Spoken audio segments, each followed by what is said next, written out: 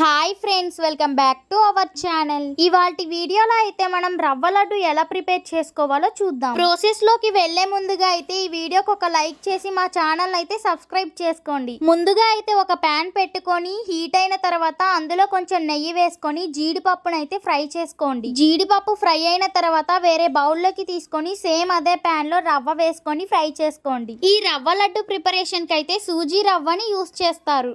నెయ్యిలో అయితే ఈ రవ్వని పచ్చివాసన పోయేంత వరకు, అంటే గోల్డెన్ బ్రౌన్ కలర్ వచ్చేంత వరకు అయితే ఫ్రై చేసుకోండి. మరి పచ్చిగా ఉండనీయకుండా అయితే ఫ్రై చేసుకోండి. మనం లడ్డు ప్రిపేర్ చేసుకోవడానికి ఇందులో మిల్క్ పోసుకోవాలి. సో మిల్క్ అయితే బాయిల్ చేసుకోండి. లడ్డు ప్రిపేర్ చేసుకోవడానికి కొంతమంది అయితే నెయ్యిని యూస్ చేస్తారు. మేమైతే పాలని యూస్ చేసి లడ్డు లాగా చుట్టుకుంటాము. చాలా టేస్ట్ గా అయితే ఉంటుంది. ఇలా గోల్డెన్ బ్రౌన్ కలర్ లో ఫ్రై అయిన రవ్వలో అయితే కొంచెం యాలుక్కాయలు అలాగే కొంచెం చక్కెర కూడా వేసుకోండి. చక్కెర అయితే మీ టేస్ట్ కు తగినంత అయితే వేసుకోండి.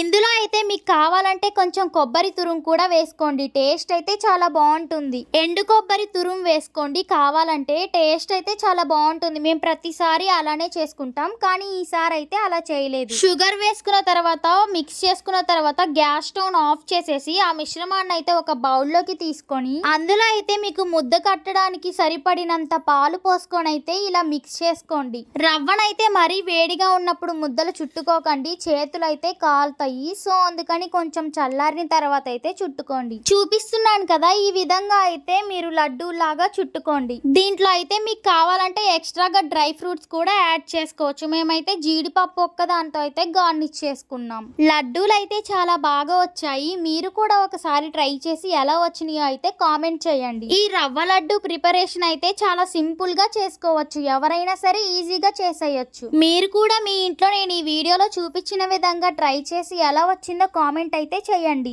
సింపుల్ అండ్ టేస్టీ రెసిపీ నేను మీకు షేర్ చేశాను కదా, మరి నా వీడియోకి లైక్ చేసి నా ఛానల్ అయితే సబ్స్క్రైబ్ చేసుకోండి. ఇంకా ఇలాంటి మంచి మంచి వీడియోస్ కోసం అయితే మా ఛానల్ కి సపోర్ట్ చేయండి. ఇంకా మన ఛానల్లో అయితే చాలా రెసిపీస్ అయితే ఉన్నాయి. ఒకసారి వెళ్ళి మన ఛానల్ అయితే విజిట్ చేసేయండి. ప్లేలిస్ట్ అయితే క్రియేట్ చేశాను, ఒకసారి చెక్అవుట్ చేసేయండి. Thank you for watching. ఇలాంటి మోర్ రెసిపీస్ కోసం మా ఛానల్ అయితే సబ్స్క్రైబ్ చేసుకోండి.